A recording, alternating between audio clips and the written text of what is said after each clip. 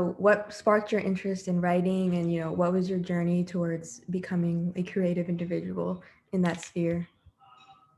I think it's something that kind of chooses you. It's just everybody has their way of expressing themselves, whether it's some people want to be an athlete, some people, find expression in painting, some people find it in music. And I think for me, I was always best at expressing myself with words.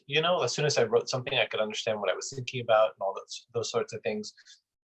I didn't know what kind of writer I wanted to be, and I didn't even know for sure that that's what I wanted to do for a living. I thought it was just something you did for fun. I never really considered it as a career, but I think when it's the thing you're good at, over time, people recognize that as your talent. So from early on, when I was in sixth and seventh grade, my teachers would always tell me, "You're going to write books. You're going to be a writer." And so you go and try other things. I tried other careers. I would get fired a lot. Like nothing ever worked, and the only thing that I actually was really good at and always came back to was the writing. It was when I felt the most fulfilled.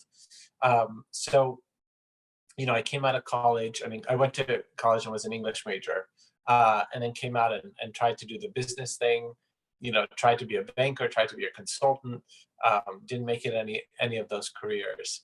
And then went to film school just because it felt like a new direction for me, and fell in love with screenwriting. And then once I came out of film school, that's sort of when I became a professional writer, both first as a screenwriter and then ultimately as a novelist, when I realized I wanted a little more control over my career. So that's kind of how it all started. It was all very accidental. None of it was planned. None of it was like, I'm going to be a writer from an early age. And some people are like that, but I certainly wasn't. Great, thank you so much. Thank you for sharing. And growing up, what was your experience like reading books by other BIPOC authors? I feel like I didn't get to read that much of it until later. And then I read, a lot of, I would say, kind of the classics. When I went to Harvard to study English, and there they kind of slowly start to introduce a lot of books, by authors, whether it was, sort of reframes of old narratives, or sometimes it was just sort of colonial stories and things like that. But you didn't have that sort of explosion of own voices that you have now. So growing up, I just mainly had to read a lot of white authors. I think when I go to India and stuff, I would get a lot more exposure to, writers of my own culture, even just reading Indian comics and things like that. But it definitely wasn't something that there was a lot of, which is why I think I hadn't really thought it was a possibility as a career, because I just didn't see that many authors of sort of my descent around. Sure, there were a lot of Indian authors, but not Indian American authors. And then, Jhumpa Lahiri, when I started reading her books, I was like, oh, like, here's a very smart, educated woman who sort of took the path of being a writer. So that sort of, stuck with me. And then I think really what did it for me was when I read Harry Potter, and realized how white the books were. And I just was like, it didn't seem to reflect the world as it was, to some extent. And I felt like there was an era coming where not everybody in books would have to be white, and the authors wouldn't have to be white too. So, I think it was just sort of a slow progression. Even when I wrote The School for Good and Evil, you couldn't publish a major fantasy book back then with non-white characters. It just wasn't going to happen as the leads. So, even as a brown author, I was sort of confined and had to use white characters to sell a book. And then only as time went on, and sort of the narrative changed in the publishing world and in the world at large about representation, I was able to then start piling my books with as many diverse characters as I could. Yeah, I definitely feel that as well. I'm rereading Exit West by Mohsin Hamid right now. And I just think it's so powerful to read something by someone from a similar background as you and see yourself in literature. So kind of going off of what you said about, reading Harry Potter and seeing how white it was, how do you think you combat the like Eurocentric perspective that's been imposed on fairy tales in the fantasy genre? You kind of touched on it a little bit, but if you could elaborate on it a bit more. Yeah, I think it's important to not do it in sort of an aggressive or an angry way, but to just sort of reframe stories so that you allow other voices to be put in. So as the School for Good and Evil books come on, I'm just gradually incorporating people from other cultures and things like that, especially now in this book that I wrote coming out in September, um, which is called Beast and Beauty, which is a collection of 12 classic fairy tales. And I just redo the old Grimm's versions, but just make them much more representative of the world. So every possible culture you can think of is kind of represented in this book, in order to just expand out of that sort of Eurocentric view of fairy tales, that kind of white Disney-esque kind of landscape. We live in a much more global world. Media is consumed much more globally now. And so I just think now is a chance where you can actually tell a story that has a greater fabric to it in terms of diversity, which you couldn't have done before. Yeah, definitely. So a lot has changed in the past few years, but what representational gaps do you still see remain in the fantasy genre? I think for me, like, I get a little bored with stories where the character's culture becomes the defining aspect of the fantasy journey. Do you know what I mean? Like their struggle against their cultural oppression in some sort of way. So, them being brown, them being black, them being, whatever culture they're from, means that they're discriminated against, and therefore the journey becomes about that. And I think what will ultimately, I think, be the most freeing is when it's just, they just happen to be of a different race. Their culture doesn't become an impediment. So that's what I'm hoping. Like, just as simple as, like, it would be as if in a movie like Spider-Man was black. Like, you wouldn't have to, like, be so obsessed with how that affects his journey necessarily, in a negative way.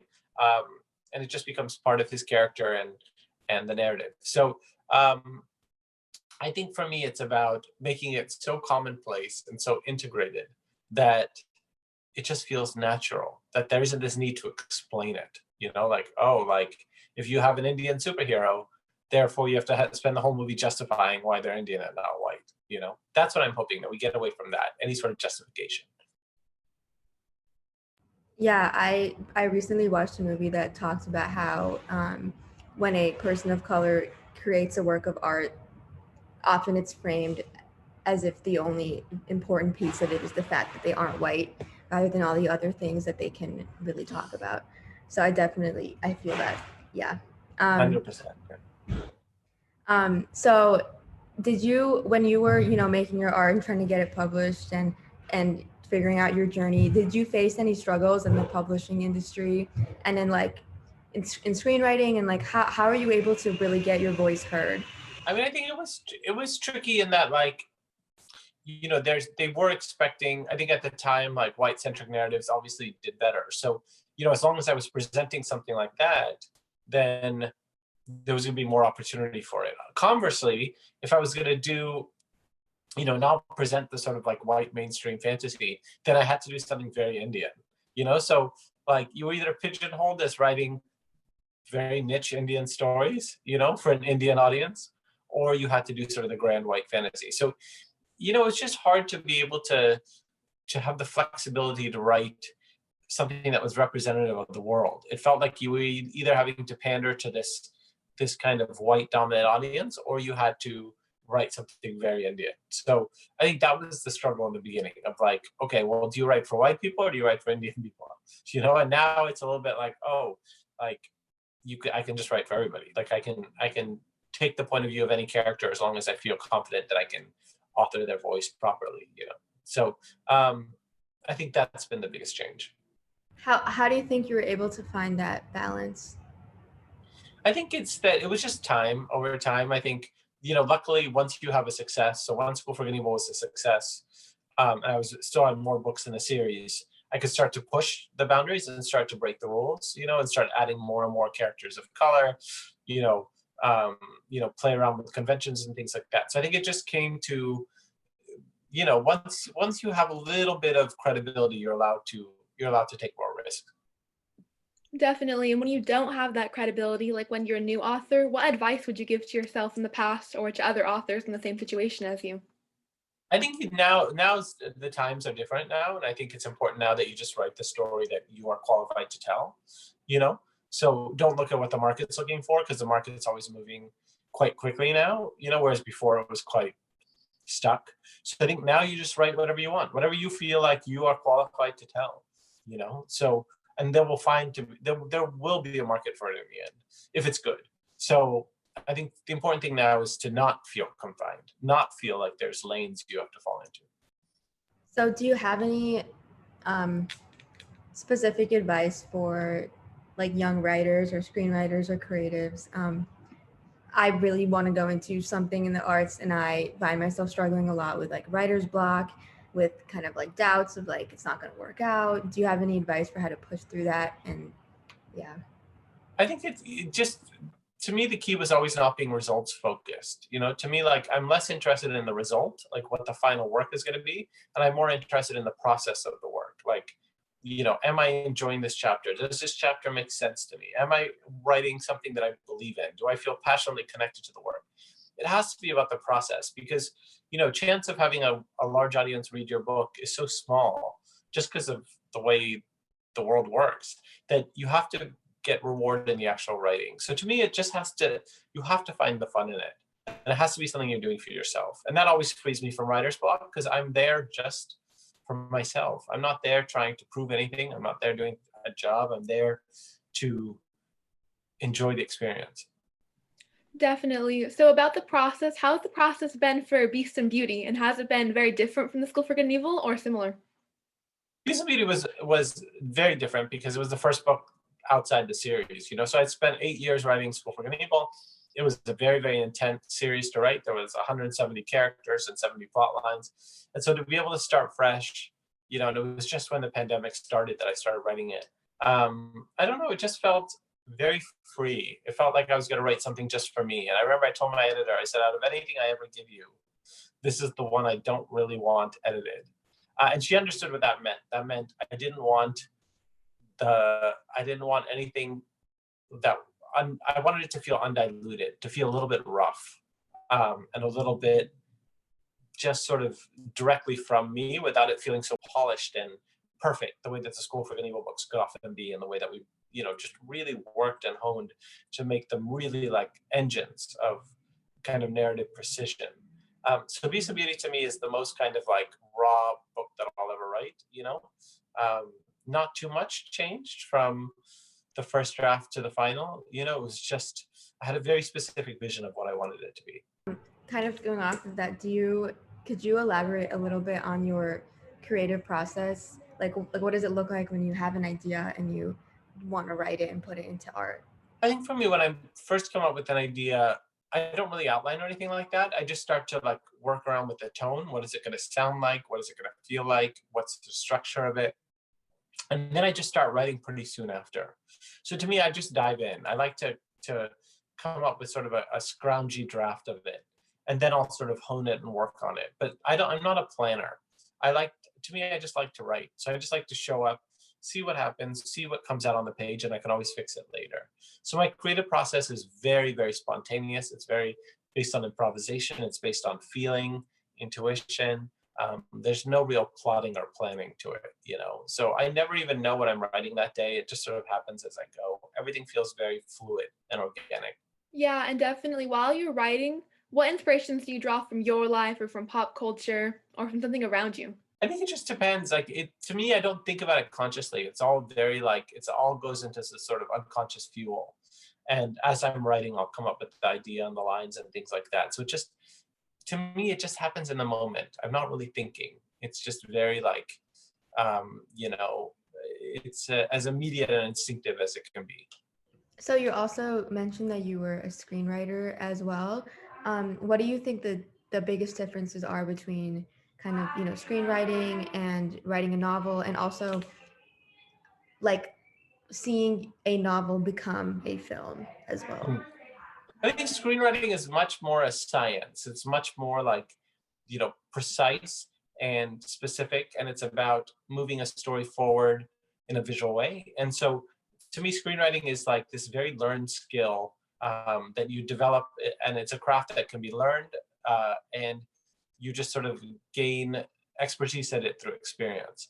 And so, luckily I had done a lot of screenwriting in my 4 or 5 years in Hollywood before I turned to writing a book. And a book is much more interior and amorphous.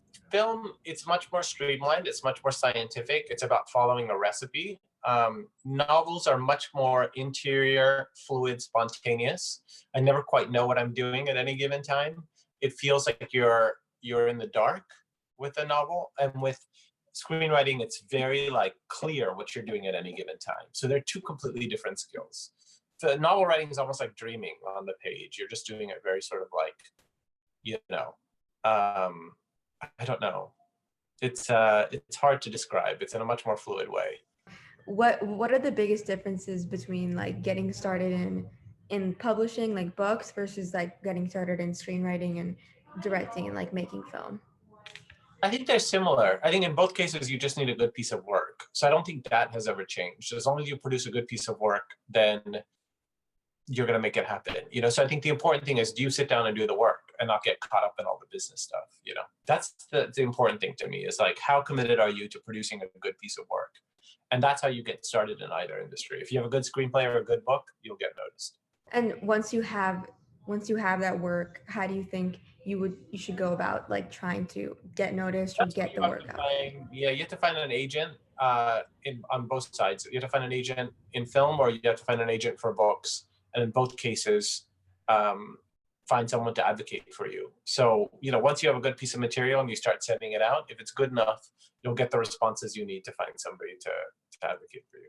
And in both screenwriting and with books, what would you individually most like to accomplish with your work and what you've done? I think for me, it's just to keep telling stories that I find challenging to tell. I have to enjoy the writing of it, so I have to be challenged every time I kind of get to the page. I don't want to do something I've ever done before. I don't want to feel like I'm repeating myself. I just want to be challenged every time I work. That's honestly my only goal. Great. And our final question is just if you have any last words of advice for aspiring writers, screenwriters, creatives, or, specifically for like BIPOC creatives who are trying to make it in this industry. I think with authors of color in general, it's important that you realize it's a strength, because you've grown up with a perspective that is not seen enough in this world.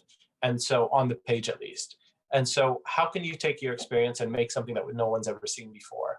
So you have to find that unique angle that only you have, So finding that unique story that only you have access to because you lived it, and then finding a way to put it onto the page, whether it's as a fantasy or a realistic story, find something that is yours and specific to you. That's the most important thing, because then that's what is ultimately going to sell and be popular, is that thing that no one's ever read before. And that can only come from you, because no one's ever seen you before on this planet. So putting yourself on the page. Yeah, great. Thank you so much again. My pleasure. So thank you for being here. We wanted to start out, Maya and I, with some general questions. And just first of all, we'd really love if you could please introduce yourself and what it is you do. Feel free to share maybe your backstory or your journey to becoming a creative.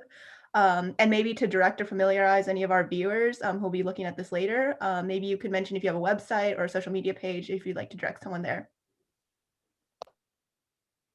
Well, I can start.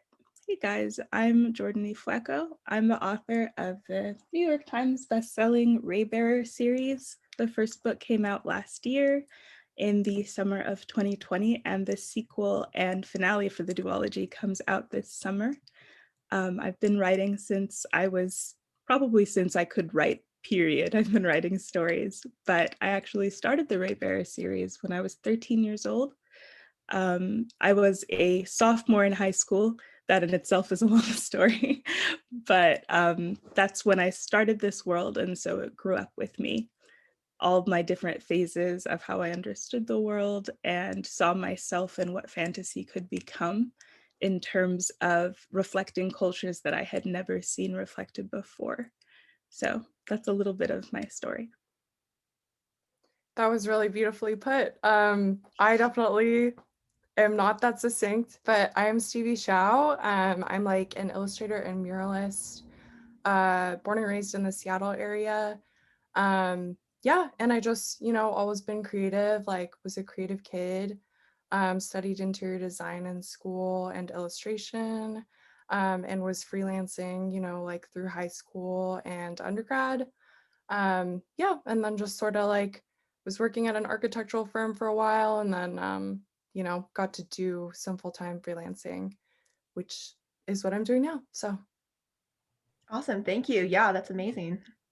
And then adding on to your backstory and like growing up, what was your experience like seeing work by other women of color creators? And what advice would you give to your younger self regarding women of color representation? So in my genre, it didn't exist. Fantasy, not only set in non-European settings within young adult fiction, but also by non-European background authors, is fairly recent, especially Afro fantasy. I would say that, I can think of 2 Afro fantasy titles that existed in YA.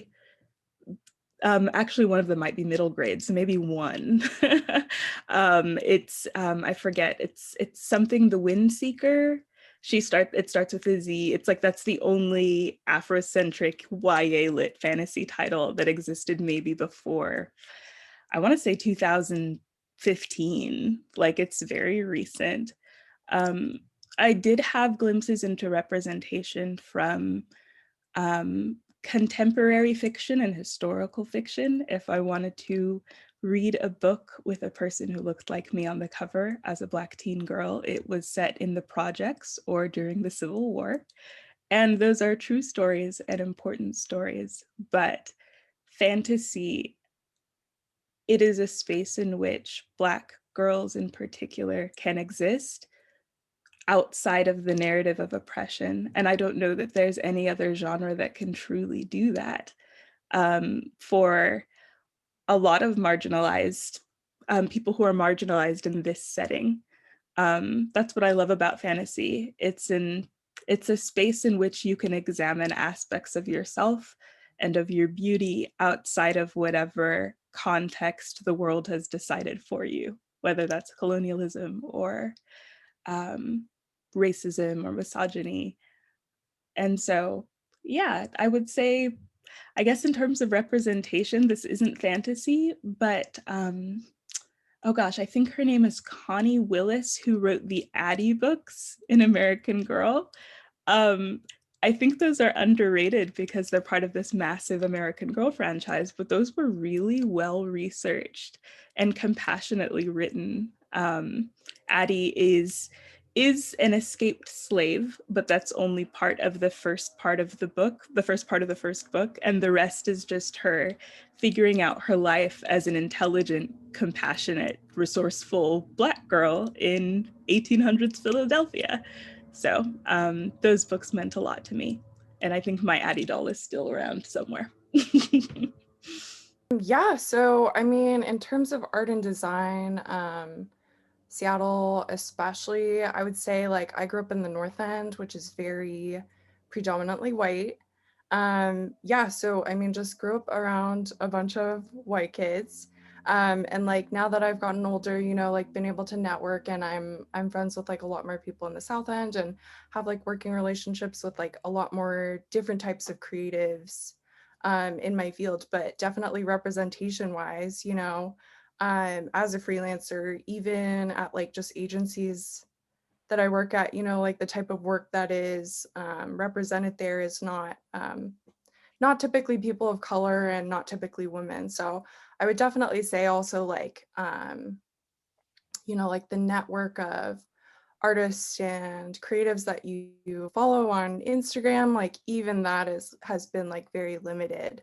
I would say I would be able to like name about a dozen, creatives that like do the same thing as me and look like me and like, are Asian American and do like the same kind of work as me. So it's definitely limited. But yeah, I think like something that I would have liked to know when I was younger is that like it was, it's better to be different and figure out what you want to do, even if that's like different from everyone else, because you know, you're not like everyone else, like you look different, and that's like for a reason. So Thank you both for sharing. It's definitely so relatable about having to balance being yourself, but also wanting to fit in, especially as like a teenager. So that was really impactful.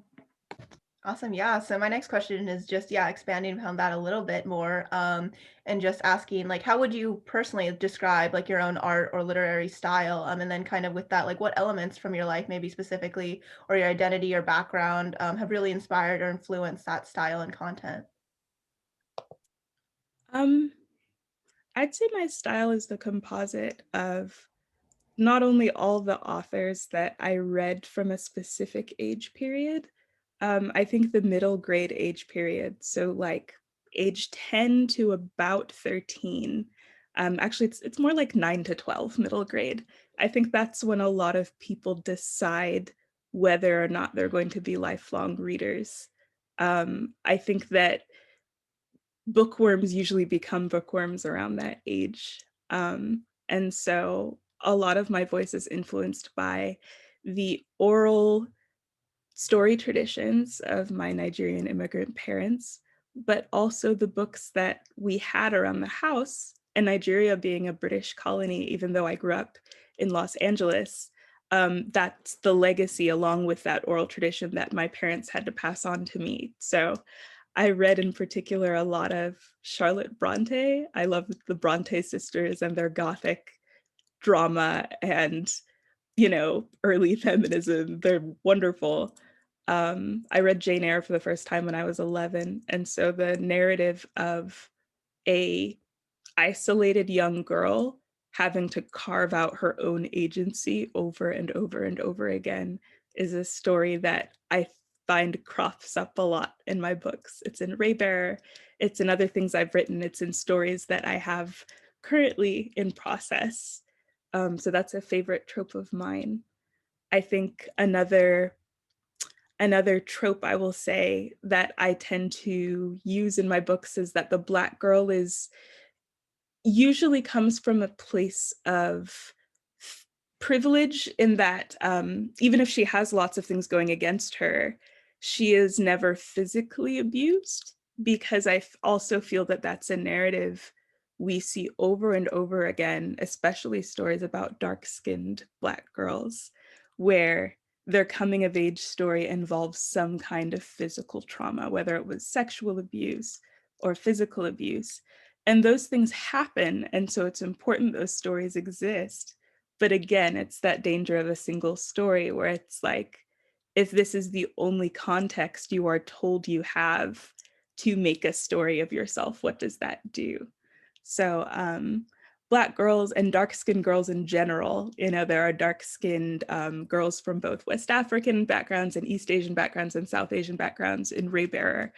One thing they all tend to have in common is that they're coddled, but like in a good way. Like from the very beginning, their settings tend to treat them as like, you know, princesses who need to be protected.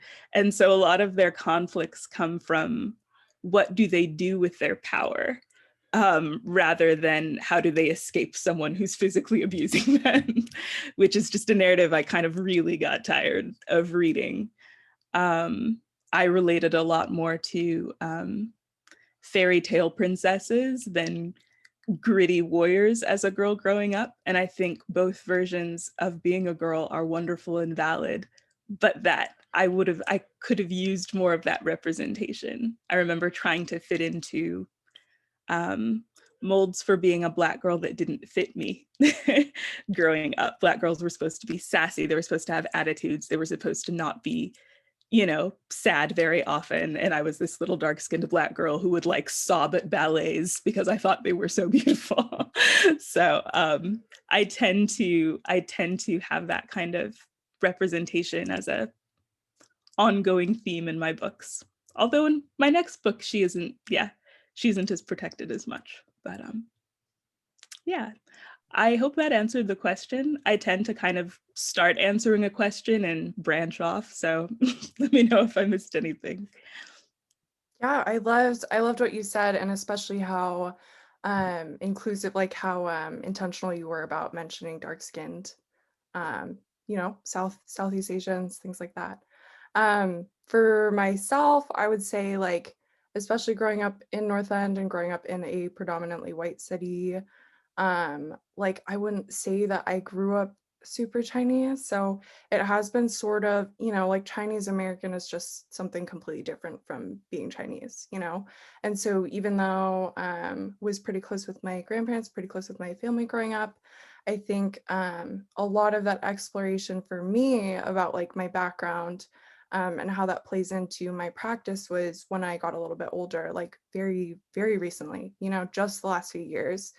And yeah, I guess like in my work, a lot of my work is pretty like folk art inspired. And so folk art obviously is something, that every culture, every country has, but definitely like exploring the meaning behind motifs and colors, in China, in like Greater Asia, is like, yeah, like definitely what is driving my practice right now. So Thank you so much. Yeah, those are incredible like stories to share, and the influences are very clear, and that's amazing. Thank you. Yeah, definitely. And also, what has been your most memorable experience as a creator, like in your career or with fans, just anything? And what impact did it have on your craft or message? I mean, releasing my first novel during a global pandemic and the largest Black civil rights movement in history was memorable. Yeah, that was something none of us saw coming. Ray Bear was supposed to come out in spring of last year, and it got pushed to this summer. And I was one of the lucky ones, honestly, because pushing it meant that my publishing team had time to rethink their marketing strategy for its release. And that was a great privilege. Many friends of mine, a lot of them women of color, who it was their first novel, your first novel, it's really important that it gets off the ground in order to heighten your chances of getting signed for more books. Their publishers didn't care. They were like, yeah, no, we're just going to roll them out. Yeah, you can't tour it or anything because COVID, but, too bad, And so basically, when we saw that that was happening, a lot of us, in particular, Black YA writers, kind of corralled around these other writers and said, okay, if your publisher is not going to give you a tour, if they're not going to promote your book, we're going to use all of our platforms together. We're going to roll out events. We're going to make it organic, or organic seeming anyway, like, wow, look at this book. Wow, look at this book. That's so cool. And I won't say which book it was, but basically there's a book that got pretty much no support from its publisher that I still think we like single-handedly put on the New York Times bestseller list because we wouldn't stop pushing it. And then after it made the list, that person's publisher was like, hey, so you're important now. And we've been supporting you all along, that kind of thing. And it happens. I will say I've been very privileged with my publisher. My publisher is Amulet, an imprint of Abrams Books. Abrams is most known for their middle grade franchise, Diary of a Wimpy Kid. So they're known more for middle grade books and licensed IP books, like novels within the universe of, say, Avatar: The Last Airbender, like stuff that has a bigger franchise that they made a book version of. And so they didn't have like a big YA, I don't think they're known for any like huge popular YA franchises. So I think that's part of the reason why they gave me so much support, is that this was a new area they really wanted to have a hold it in. I think I also just got really lucky with my team in that, they weren't racist and cared about my book. So yeah, I was one of the lucky ones, but it was still very, very hard. I was finishing up the sequel to this book, which is the hardest thing I've ever done. I'm not even going to say it's the hardest thing I've ever written. Raybearer took me 12 years to write, and I had to write the sequel Redemptor in 9 months during a period of global chaos and, personal depression on my part and things like that. So it was a really hard experience, but also, I've gotten what I'm sure will be lifelong friends out of it. It was a debut novel experience unlike any other. And hopefully that, other debut novel experiences for new writers won't happen in similar circumstances. But if I learned anything, it's that communities, your personal communities, are so important, not just for your career success, but for moral support.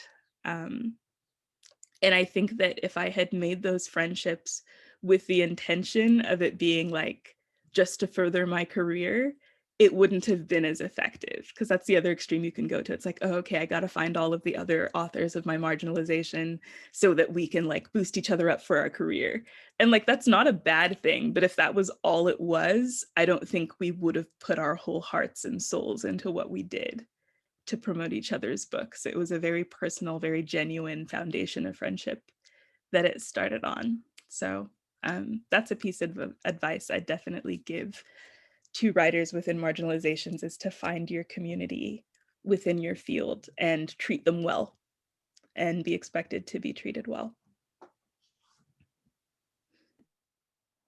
Yeah, absolutely. As for like a most memorable experience, I'm not sure if it's really a single moment or a single project. I would probably also say something pretty similar, just like working during a global pandemic, you've just gotten to see like just so many problems, obviously that were already there before, but just like coming to the surface. There was a lot going on this summer. And so once there was like COVID closures in Seattle, they boarded up a bunch of businesses. And that was really cool because it was like myself and this really robust community of artists like went out and decorated all of those boards. And I mean, some of them are still up. It's been a year. That's crazy, But seeing people show up in that way, and then also like getting so involved similarly in community, getting involved in mutual aid and things like that with protests. Yeah, and I just think that it's like and from that, there's like projects that sort of, there's like a ripple effect of like people seeing that you're passionate about these things, like this is what you care about, and this is the type of work that you do for your community, people, and giving you projects that you can be really passionate about because they see like where your heart is, they see like what your work is doing. So yeah, just seeing like that ripple effect of influencing those around you, and then seeing how that can like impact the culture in a greater way. Yeah, thank you for sharing. It's definitely been a time of change, both globally and personally, like how, especially Jordan, you said that you had 12 years and then 9 months, which is incredible. Like, really good job that you were able to have such like versatile writing experiences. Thank you both for sharing. Awesome. Yeah. I guess now is the part that Maya and I kind of planned out for individual questions directed to your guys' work more specifically. So for you, Stevie, I had a question. And it's I think you mentioned it, but yeah, you're a muralist. You do a lot of amazing murals. I follow you on Instagram and they're incredible. So yeah, what got you interested in like that form and format of art and that way of using art as expression, but through murals? Yeah, so something really cool about murals is like painting, like making big things, painting really big or whatever, even just like, I don't know, like crop circles or, like people have been doing, like creating like large format forms of art for a really long time. And I think that also says a lot about the area, it says a lot about the culture of the area, the people that live there. So something cool about murals is like, as a form of public art, it is like really a voice for the area that it is. And sort of, it's been cool this year, especially, which like crazy that it's taken so long, that like that's what it takes for people to like really get into it. But giving a lot of opportunities to people who, marginalized communities, people of color, even just like, you know, if it's in a historically Black neighborhood, then you find a Black artist to like do that mural, you know, it's like very representative of the culture. And it's like been cool to see how some developers have gotten more on board with that. I mean, it sucks, you know, because it's like scraps, but it is slowly improving. Yeah, awesome. Just a follow-up that was sent to me from Danya was yeah, what are some of like the upsides and downsides of being a freelance artist in your opinion? Okay, so I mean, being a freelance artist, you know, you work for yourself, but you also don't work for yourself. And I guess that is true of any job, you know. Um, and if you work at like a really big place, or if you're working with an agency as a freelancer, you know, you just don't have the same protections that you do if you're an employee. But it is kind of cool because as a freelancer, people are coming to you more specifically because of your skill set and experiences versus if you were like working at a permanent position there. It's pretty easy to get pigeonholed. I mean, in both of these cases, but yeah, it's cool to have people reach out to you specifically, like I said, about things that they see that you're interested in and like your strengths as an artist. So Great. Yeah, thank you for sharing.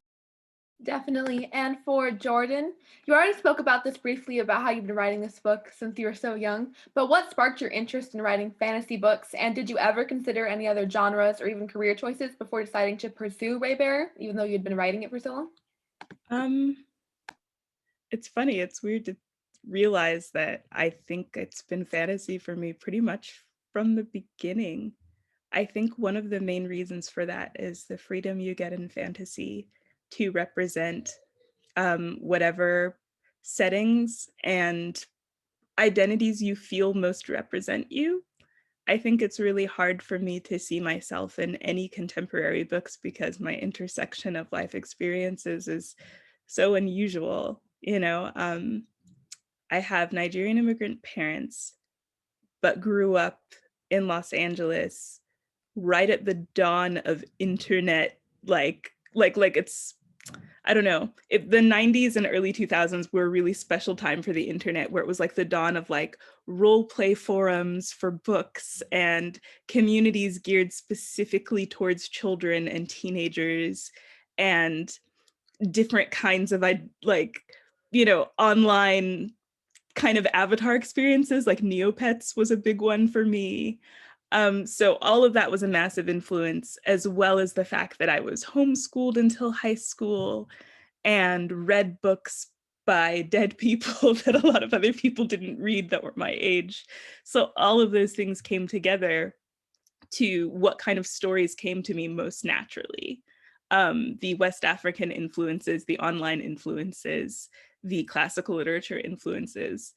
And to be perfectly honest, one of the reasons why contemporary settings frighten me a bit is that I love YA, I love the coming of age narrative. And so the kind of contemporary teenager I would be most equipped to write is a very unusual one. And I think I still have this insecurity in me that, you know, has gotten better over the years of just like, if I wrote in the kind of teen voice that I thought in as a teenager, would anybody think this was real?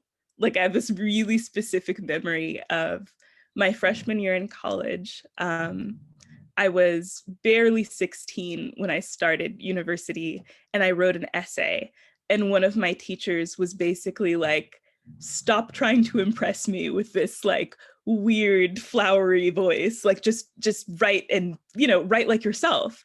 And I was like, that is myself. I know I'm weird, but like this is literally like the default language that comes out of my mouth when I write onto a page. And so I had to like fake a like normal young adult voice to write these papers. And then that professor was like, "Ah, yes, now you're being genuine with me." And I'm just like, well, I got the good grade. You know, and so fantasy was a naturally good fit for me. The heightened language of Raybearer is, it's what comes most naturally to me. Obviously, when I talk, I sound I hope like a normal person, but when I write, that's what comes most naturally to me. And so I'm actually working on a contemporary fantasy right now, and it's both challenging and fun to like back up and be like, okay, this isn't the way this teenager would express that particular thought. You know, like there's a lot more you can do with stuttering and insecurities, and not just with slang, but like, you know, even the way I'm talking right now, we have fillers, right? We say, oh, like this and like that, that don't exist really in the heightened language of fantasy settings, usually of high fantasy. So, oh gosh, what was even the question? Please remind me. I do this every time. The question was if you had considered any other career choices or genres before deciding to pursue Ray Bear. Okay, right. So no, almost it's all fantasy. I did write one contemporary short story in a journal called Lunch Ticket called Stalemate. That is not fantasy. I think that's the only like non-fantasy thing I've ever gotten published. And even that is loosely based on this. It's not fantasy, but it's an epistolary novel called Les Liaisons Dangereuses, Dangerous Liaisons. And it's about like these two, it's not a fantasy book, but it's about these two courtiers in the 1700s who are basically just messing with the lives of everyone around them. And it always read to me almost like a fantasy, because I'm just like, what is their aim here? It's almost like they're gods playing with people on puppet strings or something. So those kind of unusual heightened experiences really appeal to me. In terms of other career paths, I always wanted to be a published writer, even when I was little, but I did also really like live theater. I still find a lot of joy in it, although I don't have a natural aptitude for it, which is something I didn't know until I did theater all through high school and thought I was the best, and tried to do theater in college and realized how much harder I had to work to get like an ounce of the kind of good work of people who have like a really good aptitude for acting.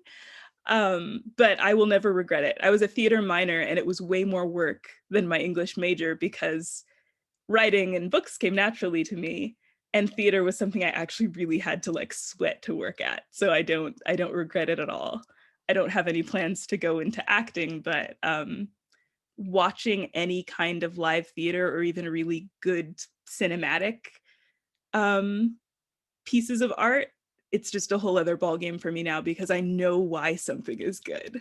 If you, that's just such a satisfying feeling of like, oh, like that was such a good way to approach that monologue. You could have said that so many different ways and you chose that way. And that was a really good directorial choice. Like, I think that's one of my favorite parts about liberal arts education, is that even if you don't end up going into a career path, it like enriches your experience of art for the rest of your life. And that's really invaluable. So I guess there was a period in which I thought I might act, especially growing up around here, like especially if you're homeschooled. You're either homeschooled because your parents are like really conservative and want to shelter you, which is what my parents were, or because you're in show business and so you can't do a normal schedule. So I knew child stars and like fundamentalist children. That was my childhood growing up. So yeah, theater's cool, acting's cool. I cannot wait for live performances to be safe again. I've never gone this far without going to see a live show of something in my life. So I'm excited. Thank you for sharing. I'm also in theater in high school right now, and I relate to everything that you said about like taking different like approaches and being like, wow, everyone here is so like so much better than me. Theater is so complicated, but thank you for sharing. Awesome. Yeah. So yeah, another specific question directed towards Stevie now. Yeah, so my question was just like, how has the Seattle political scene, which I mean, as someone who's lived there as well, I would say I describe it as, you know, white liberalism, roughly, but like, yeah, how has that scene like influenced your explicitly political art and like activism focus that I notice is in a lot of your art? And then kind of with that is like the follow-up of like, yeah, what relationship do you think that art has with politics and social justice issues? Yeah, this is a really big question. I guess like because there's not a lot of people who grew up in Seattle living in Seattle anymore. Very rare breed. But definitely because I'm from here and I've spent my entire life here, I've been able to see, how things change, how it affects people who live here, how it affects people who work here and don't live here. Um, a lot of negative things from like the amount of growth that has happened very quickly in like the last 10 years. But yeah, I mean, even what I was talking about with like this summer, Seattle has a famously brutal police force. So there was a lot of protests happening this summer. And that informed a lot of my work in the past year. But yeah, Seattle, has issues with the police department.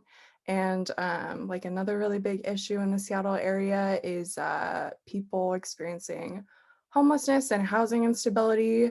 And so sort of seeing the way that this like, I mean, it affects like the entire city. It affects like infrastructure. It affects work. It affects like the amount of jobs, what kind of jobs.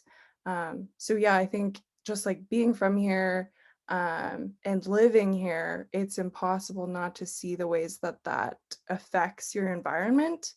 Um, yeah, as for like what relationship I think art has with politics, I think art and politics are the same thing. I think that they're like really inseparable, which is sort of what drives me really wild about like designers and illustrators and stuff, like not sharing resources or, denouncing racism. How hard could it be, right?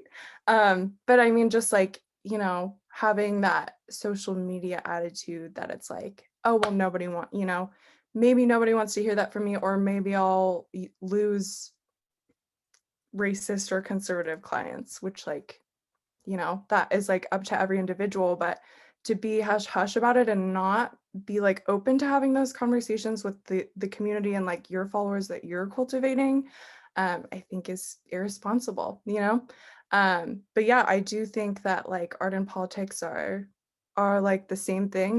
That is like something well documented through history, the way that artists have influenced and been a part of large political movements. So Yes, absolutely. 100% agree with that. And thank you for sharing. And then going back to Jordan for one final individual question is, did you face any challenges in the publishing industry? And what advice do you have for struggling authors who are experiencing all of that for the first time?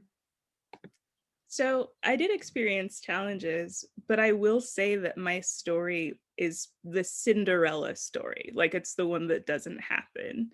What's supposed to happen is you you finish a book. It has to be in the best possible state. And then you have to craft a perfect query letter about a paragraph or two that summarizes not only what your book is about, but also showcases your writing style, even within those two paragraphs, and tells the publisher why they need to publish this book. Or not the publisher, the agent at this point, a query letter to an agent. And you have to do extensive research about which agents have their submission window open, whether you can submit to them and other people at the same time, whether those agents accept your genre, whether those agents have a good reputation or if they're known to be bad representatives for authors. It's this process. My friend Namina Forna, who wrote The Gilded Ones, it took her like 10 years of like to even get that far, and her book is phenomenal. So it's this ring of fire. And then from there, if you have an agent, and if the agent isn't a scammer or racist or if it's a good agent, then that agent will try and sell your book to publishers. And that can take months. And sometimes it just doesn't happen. They're like, hey, I can't sell this book. I think it's a good book. It's probably just not a good time in the market. We'll have to try and get something else out. And then if you sell the book, then there's an ongoing negotiation process in which you get maybe a low royalty advance because it's a first book. And Then finally, you get your book published maybe about a year or 2 years later after that point. So that's the ring of fire to publishing your first book. What happened to me is that I hadn't finished Ray Bear. I'd just been working on it for 12 years, writing certain aspects, rewriting others over and over and over again. It was my labor of love. But I did start writing short stories and querying those to literary journals. And while that's still work, it's still work to keep track of, journal openings and which ones are reputable. You don't need an agent. And a query letter is like a few sentences. It's, hey, I wrote this story and it's kind of about this. And also I might've been published in this other place, so maybe you want to publish me too? Love, Jordan Ifueko. And then they read your story. And so even though that was a querying process with a lot of rejections, it wasn't nearly as wild as trying to query a book. So I ended up getting published in 2 different magazines, one of which was Strange Horizons, which is, it's like a fantasy sci-fi literary journal that gets a lot of traffic from industry people. So I got into Strange Horizons, and the person who is now my agent found my story and then found me on Twitter and asked if I had representation and if I had anything longer to show her. So I told her, oh gosh, I have this novel I've been working on for over a decade. I can polish up the first 5 chapters and send it to you.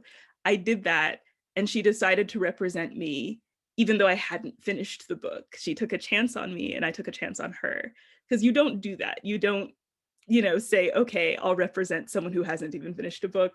And also, like, she could have been anyone. There are agent horror stories.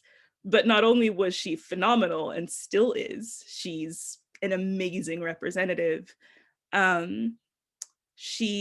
managed to finish Ray Bear, and she managed to sell it within like 2 weeks of it being on sub. Like, it's just this whirlwind Cinderella story. I didn't query, I didn't have to look for an agent, I didn't have to wait for months to sell my book. I got a good royalty advance. So yeah, it was, all of those things were super ideal, right? But the thing that goes along with being a Black fantasy writer is, so there were doors closed to me that I didn't even know were closed. Basically there's like a really famous Black fantasy YA franchise that started a few years ago. It was the only one when it came out. And when Ray Bear was on sub, that was still basically the only one. Like, there was almost no others. And because of this one fantasy book, and now a series, it's a trilogy that was released, some publishers, I didn't find this out until like after Ray Bear was already sold, we're just like, I don't know, we just kind of have like Black fantasy fatigue right now. Just kind of fatigue, like, we're just not going to look at this one. I won't say which publisher that was. It is a very major one, but this is after one Black fantasy YA series. And we have, as you know, like maybe 30 Eurocentric white heroine YA fantasies released per year. Like, but one was enough to make them think like, oh, well, we already have our Black fantasy, so why would we publish another one? And so even though I did sell mine, I've noticed, I've been looking like, because I'm sure if you've been keeping track of YA fantasy, there have been a lot more Afrocentric fantasies, but each of them are at a different publisher. If you look really closely, it's like every publisher decided to get their Black YA fantasy. And so when people say things like, oh my gosh, there are so many Black YA fantasies now, it just makes me want to pull my hair out, because I'm just like, it only looks like a lot because there were none before. And even then, these massive international publishers are picking one like per house to publish. It is not a lot. Anyway, so there were doors closed to me I didn't know were closed. And then once I did get a deal, there was all sorts of pressure to market Ray Bearer as something simpler than it was. As like, hey, African fantasies are hot now, so this is a West African fantasy. And I'm just like, I mean, it has strong West African elements, but it's a global fantasy. Like in the same way that, say, Lord of the Rings samples Welsh mythology and also Celtic stuff and lots of British stuff. Like it's just nobody tries to package Eurocentric fantasies that way. Nobody tried to market Lord of the Rings as a Welsh fantasy. It was just Lord of the Rings. And so I got a lot of pressure. Well, my publisher didn't pressure me, but I kept seeing it packaged that way, either by my publisher or people writing about the book. And then you feel pressure to over-Africanize your work because you know that's what people are expecting. I will say Raych Bear has very heavy West African storytelling elements. Like it's not like it's not West African. It's very specifically Yoruba in some ways, but also samples a lot of other cultures. But there's that. There's this idea that if I am only being paid attention because my specific marginalization is hot right now, it's the trend, then that means I have to write like super African stuff. I can't write the actual Jordan Ifueko voice, which is that plus this, plus this, plus this, sampling all of these other beautiful things about how I was brought up in the different cultures that I find beautiful and interesting, you know? So you already feel this pressure to pigeonhole your imagination to make yourself more sellable, more marketable. And then when your book is marketed, it's constantly compared to books that are nothing like it, just because you come from the same cultural background. You know, Raych Bear is, I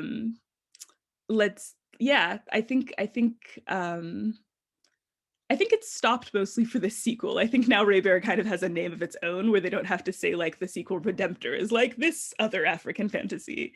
But a lot of that goes on. It happened to all of my other friends too, even though our stories have almost nothing in common. So those are challenges, I guess, specific to being a Black YA writer, or any kind of really minority identity YA writer. Yeah, I had it easy, I will say that. I have friends who had agents that they didn't figure out were racist until they were already signed with them. I have friends who had agents that agreed to things contractually that the author themselves didn't agree to do. I have friends that had to like literally, like they're signed to write a sequel to a book they sold, but they hate that publishing house now because they've just had such a terrible experience and they still have to write books for them. Like, I got really lucky. It's a hard world out there. And one thing that makes it safer is when artists talk to each other. It's supposed to be really gauche to talk about how much you got paid, or what certain editors are like, but that secrecy doesn't benefit anyone but the big corporation publisher. Like, what protects artists is when we talk to each other so that one of us knows when we're getting screwed over. So that's another thing I would offer as a piece of advice for anyone trying to get into any artistic field, really, but especially publishing.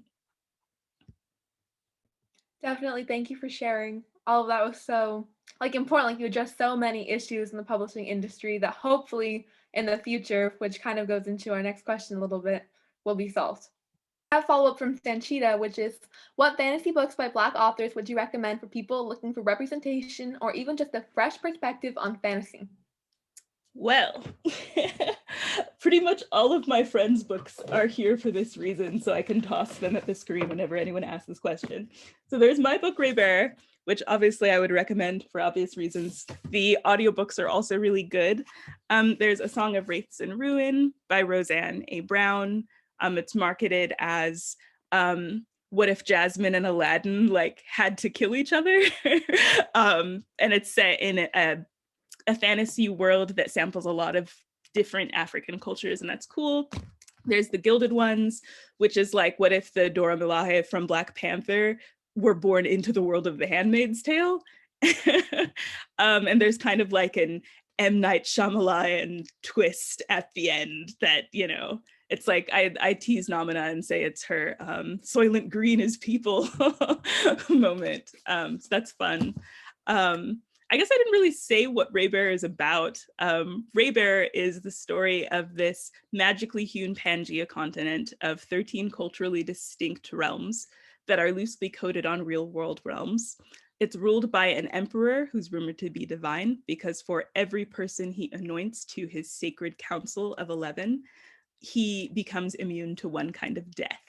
The catch being that all of the people on his council can still murder him. So like he can't die of anything but old age unless one of the people within his hand anointed council decides to kill him. And the protagonist is a young girl who is sent to be a plant on the future emperor's council, to get anointed to his council and then to murder him for reasons she doesn't know. So yeah, I think for middle grade, one really popular one, this is actually the sequel, but Tristan's Strong Punches a Hole in the Sky is the one that comes before this one. It's excellent. It's a contemporary fantasy, but it's kind of like a portal fantasy, like Narnia, where he goes into an alternate world adjacent to this one that is run by the stories that Black people tell, whether it's Black people from Black American slave culture or West African culture or Caribbean culture. Like all of the stories we tell manifest in this place.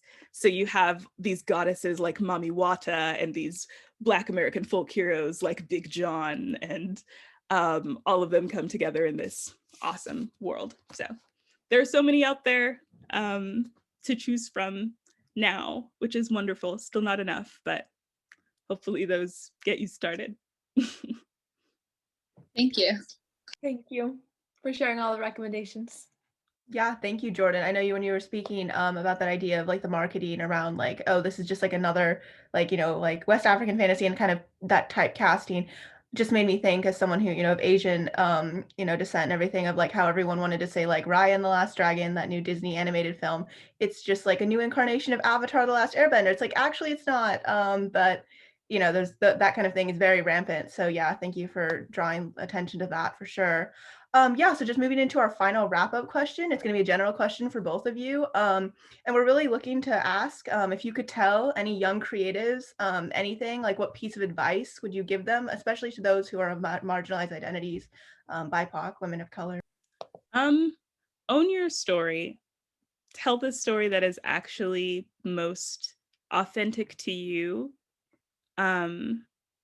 rather than a kind of Disneyland version of whatever the broader world wants to see about your culture. I think one example I've seen of this is the idea, like I think Mexican Gothic. I know there was a lot of funny commentary that the author made on Twitter about white reactions to her book, that they didn't think it was Mexican enough because of their idea of what Mexican culture was. Like one was like, this is a Mexican Gothic book, and they didn't even talk about Day of the Dead.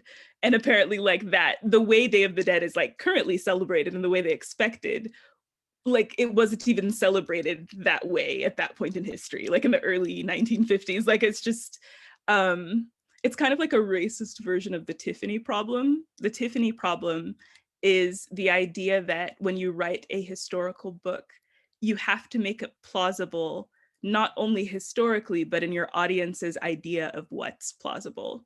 So Tiffany is a name that existed in the 1200s in the British Isles. So you could have a Lady Tiffany, but you can't, because readers see Tiffany and automatically think like a blonde high schooler, right? So the Tiffany problem is you have to be more than historically accurate. You have to be plausible to your audience. And with a racial background, that's like a whole other element. But what I would say is the way to solve that is to keep pushing what the actual narrative is. I will say it's a risk because it's easier to be sold if you like play into a bunch of stereotypes. But the more of us that don't do that, the quicker that will change and the more authentic our experiences will be. So I would encourage a lot of new creators to do that, even if it feels scary. Yeah, I like definitely am basing this off of what you said, but I would say, like be confident. Sort of what I was saying at the beginning, like if you look different from everybody in the room, that is like definitely for a reason, like you're there to represent yourself. You don't even have to represent your culture, because sort of as what Jordan was saying is like everybody has this like mixed experience and background, like I'm Chinese, but do I know about all Chinese traditions that my family practice? Like, no, because I'm Chinese American. I grew up in Seattle. You know what I mean? Like, there are just all these intersections of like your culture and your environment. So I would say that. And then also something that I was thinking about is I feel like as a person of color and a woman, it's like you're sort of expected, especially in creative fields, I think, to be a lot more like holistically like capable of everything. Like you have to be a really good person, you have to be really good at this, you have, like you just have to be good at so many things to even be like recognized, whereas like white creators, white creatives sort of just don't get questioned in the same way. So I would say, like be confident about who you are, and like you just got to be there and be loud about it, especially as like a woman of color. So yeah. Thank you guys so much for that advice. That I will definitely take that to heart. I think it's so important to hear from BIPOC creatives and hear these stories because they're not told. I'm Kim Johnson. My pronouns are she, her, hers. I am the author of This Is My America, which is a young adult debut novel that I call a social justice thriller that came out this past summer. And in my non-writing life, I've been a higher ed administrator for almost 20 years. So I'm actually the interim vice provost in the Division of Undergraduate Education and Student Success at the University of Oregon. I've worked at the University of Maryland. I've worked at Howard University. I've worked at Oregon State University. I've worked at UC Berkeley. And all of my work that I've done has always been with either that high school juniors and seniors, trying to get them into college through summer bridge programs or other sort of like support or educational programs.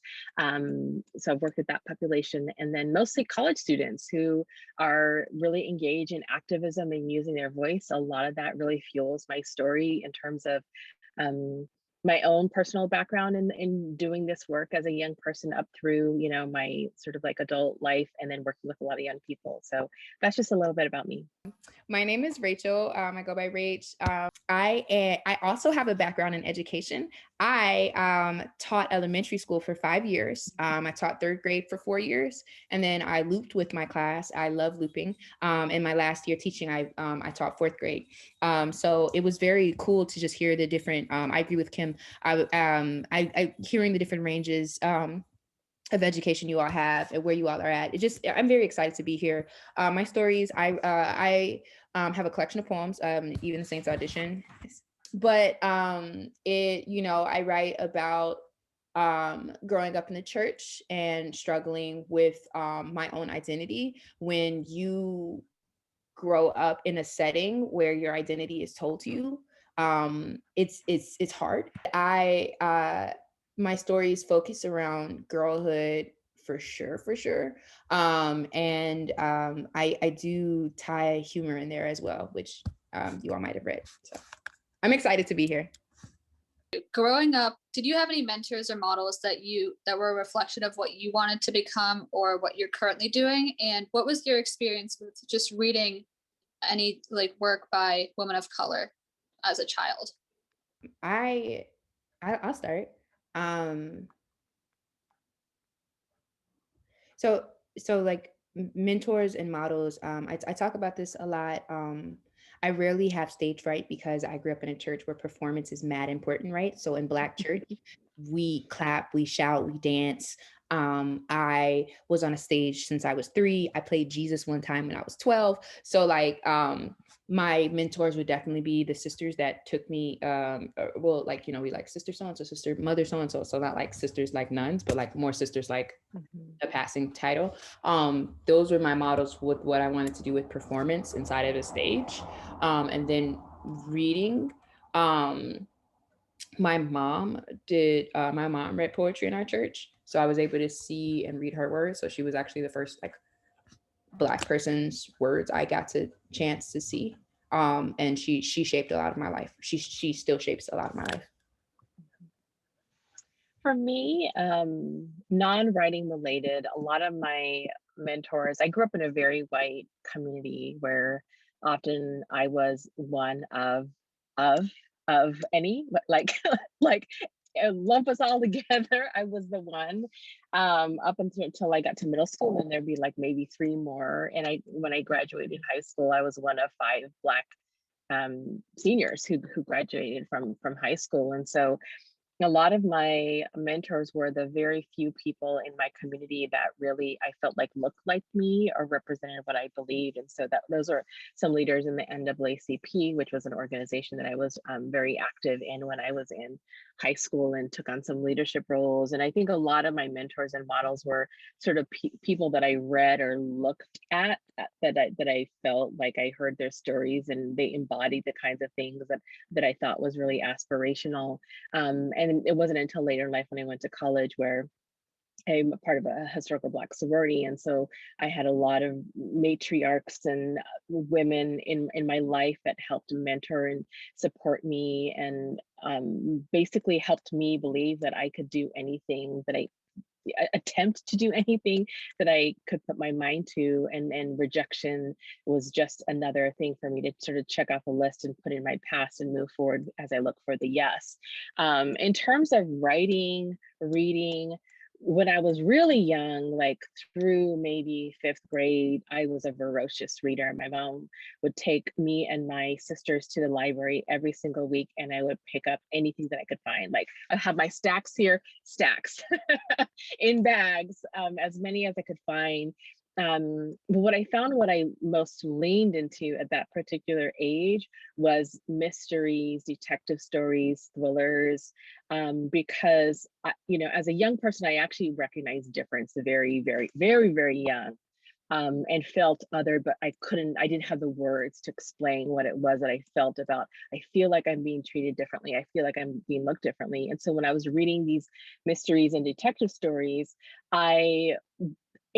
the people didn't have to look like me, because I was on a journey of discovery. And that's what reading was for me. And that's why a lot of my stories that I write have those elements, because I think those influences as a young person of what I really love.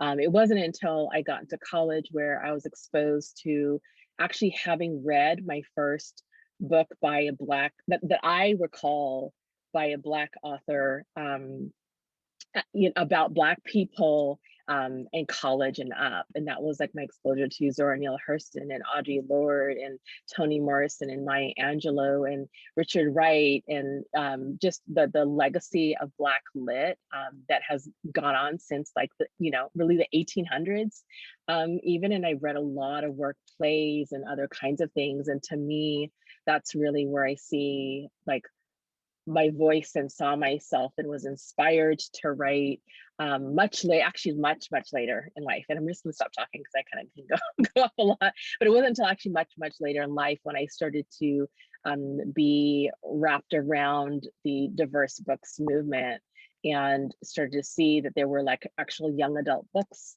that were by diverse peoples. And it was really that moment that I was like, wow, my influences, I could actually be, not quite be, because I know I'll never be like Toni Morrison. Like, let's just put that out there right now. But like aspirations of like, I can be a voice for the next generation of young people.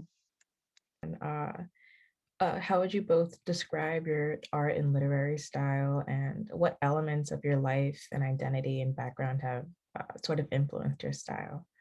I'm growing into my writing voice. When, kind of going back to when I was younger, I didn't have people, while I had mentors, I had mentors who were like, use your voice, what you have to say and believe is important. I didn't have anyone saying writing, like, oh, your writing is great. You should do writing more. You should explore that more. So it was something I actually ran away from until I was 32 years old, was when I actually wrote the first story that I can ever recollect writing. And my I would say my training, rap, Lauryn Hill's album, music, like that is storytelling. And I would say that that is probably the only thing that sort of I could say was an influence early on. Not to say that I'm a musical art, I'm not, but like that's the only thing that I could sort of like wrap my arms around to think about that really helped me in writing. But I do see, as I'm becoming comfortable with my voice and writing, and I get so, started writing at 32. I just turned 42. So I've been on a 10-year journey of writing, and this is my first book that's published that came out. And, I have elements that I'm sort of picking up. I love aspirational literary, although I do a very strong contemporary voice with dialogue that, that's more contemporary in that space. And I think those influences are there. My aspirational people, I love Jasmine Ward. She's my favorite author. She writes in such a visceral and deep, evoking emotion. And that's what I like to do with my writing, is I like your body to feel the words. And I think that comes from the elements of my love of music and story, and falling all, I think, within like Black literary traditions and beyond literary traditions, but just Black storytelling, oratory, and those other kinds of pieces. And I like my words to sort of feel like they live off the page, because those other influences, I think, were much more stronger in my life. So I'm heavily influenced by poetry. At my art style, I write poems. And I'm very, I'm one of those people that, people are like, oh, slam poets are now becoming page poets. But I think that anything I write can be slammed, right? Like, you can pull any poem out of my book and you can go on stage, and in my eyes, you can get a 10, right? So I don't think slam poets have become page poets, right? I think that slam versus page was like a very racist thing that happened, right? Where people were like, if you're, I love poetry drama. But if you notice in these past like 5 to 10 years, a lot more people of color have been winning poetry and literary awards. Jericho Brown just won a Pulitzer for the tradition, and it does not make white people happy. And it's this idea that those people encourage me, right? Because you can't tell me where I'm supposed to be. You can't tell me what I'm supposed to do, how I'm supposed to write. And so I'm like heavily influenced by slam poetry. However, when I say slam poetry, I don't separate it from page poetry. That's like my intro to my first answer. And secondly, I totally agree with Kim when she said, music is my vibe. This book was written to K Trinada's 99.9%. It was in the background. That was part of my routine. I think that music, like closing my eyes and listening to music, allows me to figure out a story. So, K Trinada's 99.9% is like a lot of beats, and like there are some words there, but it's a lot of instrumentals. And I really, really resonated with it. That music. And then I do listen to like drill and pop. So like I have a wide range of music, which also, in my opinion, allows me to tackle a wide range of writing styles, a wide range of topics, a wide range of emotions. So I'm, to recap, I'm influenced by slam poets, but I'm influenced by poetry, and poets and performance really weighs into it. One last thing I'll say about performance specifically is that I think that there's a different level of hearing, or even just reading how the words are strung together is just really important to me. That influences my work. And then music. K-Tronada, shout out K-Tronada, but I also listen to Future. So that also influences my work and gets me excited to continue to write.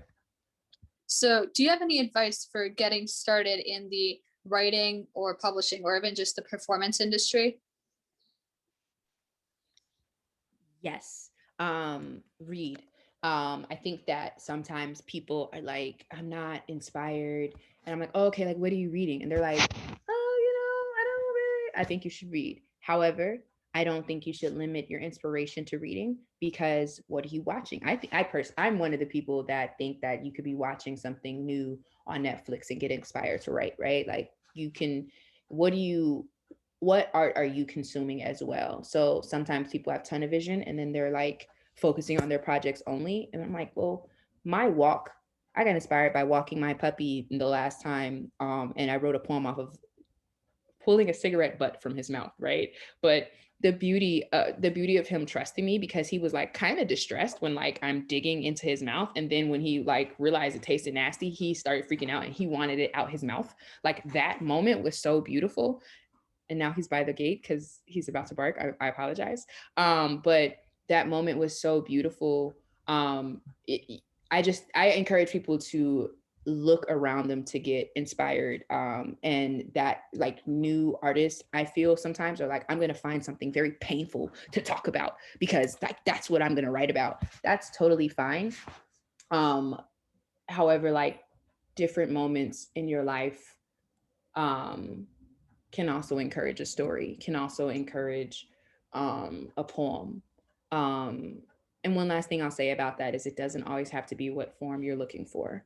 So a lot of poems that I've written have stopped, and now they're essays, or now they're stories, or now they're, honestly, I get some good tweets off every now and then, but I think that I really would encourage people, if you sit down and you're like, hey, I'm going to write a poem or I'm going to write a story and it's just not coming out, go on that walk, turn on that Netflix, like take a break, be nice to your mind. I think that there is this heavy pressure to put out content, to put out writing, because I'm going to be a writer. So I got to write every day. I got to do this.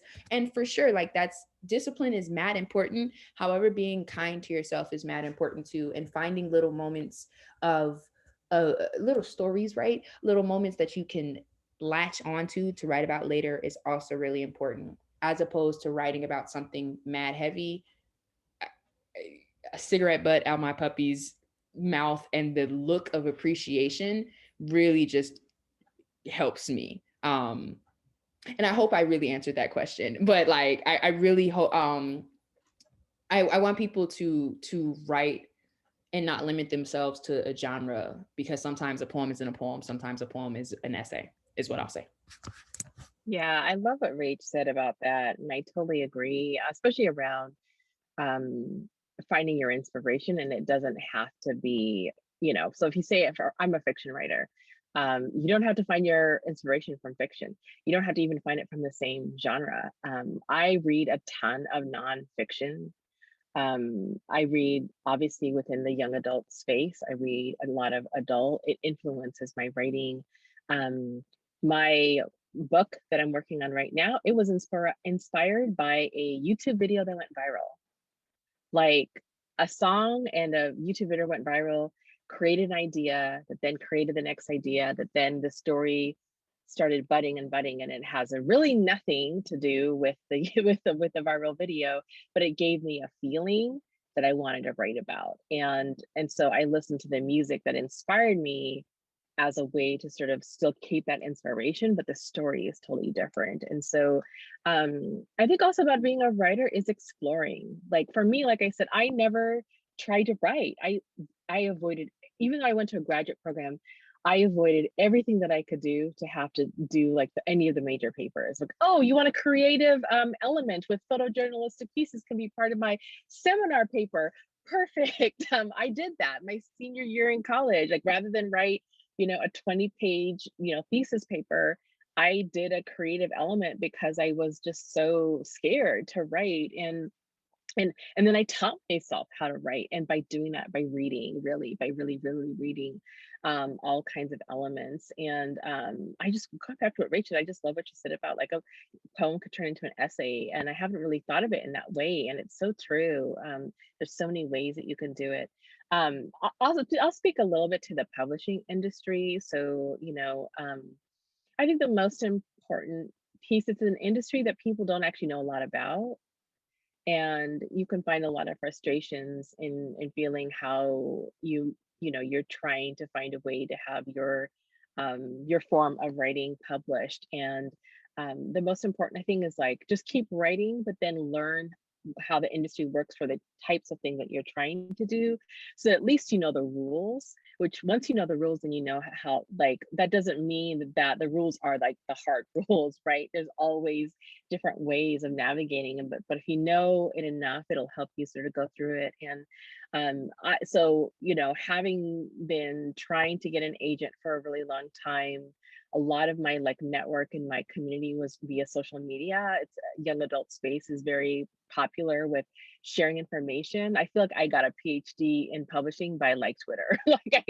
I learned so much from the industry, and people writing about their story, writing about how they got an agent, writing how they got a deal, how they got a publisher.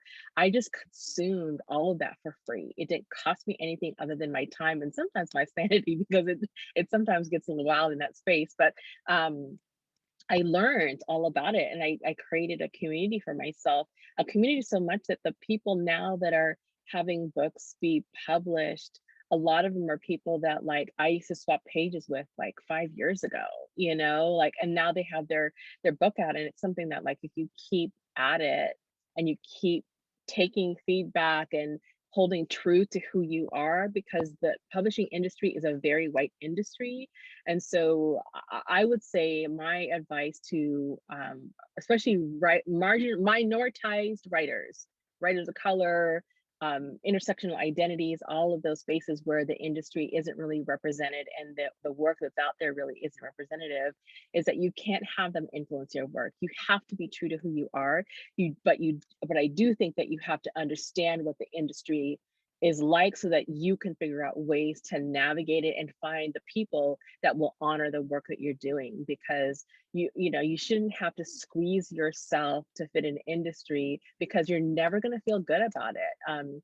And for me now, I talk about my book. If I didn't feel good about talking about my book and my work and what I do, I wouldn't want to be on any panel. I wouldn't want to, because I just would feel gross about feeling like I didn't get to do my story the way that I wanted to do it. And there's a tide wave now pushing and pushing and pushing the industry. And so those writers, model yourself in the way that you want to be. You don't have to model yourself with what it's been, because I think radical imagination can only change if you open yourself up to new ways, and that's all about creativity, but whatever you write. So those are my my recommendations for aspiring writers. I know you mentioned that growing up in the church, you were used to performing, and that's really kind of what pushed you out into going into slam poetry. What really was that process of like writing down poetry, and like, how did you get involved more into like taking your art into specifically poetry and like taking stage and performing? So I the church I grew up in, like they were very into like plays, and so there was a person, her name was Sister Carla, and Sister Carla would write these plays, and then there would be auditions, and she would write in every age group, and so you wanted to be, and then like a Friday night, usually they'd be like, all right, today is Sister Carla's play. So like for months on end, we'd practice, or we'd rehearse, I should say. And so like, from a child, I was in these different plays. And, I mentioned it before, but my mom would read poems to the church. And so she had brought that performance factor. And then it became this idea of like, I can do that. So I had to be like 10, 11 writing poems. And they were just little silly poems about not being cool in school. Literally, like no joke. I feel like that was a bar I wrote. But because I really wasn't cool in school, I reference it a little bit in other interviews. But the church I grew up in, the women wear skirts past their knees. They don't wear makeup. They don't. Just a lot of restrictions, right? So again, I talked about like being told what my identity was instead of like finding my own identity. And then when I was 12 and like we talked about how our backgrounds are in education. I'm going to talk about a teacher that changed my life. Her name was Miss O'Connor. Miss O'Connor gave me her last, I'll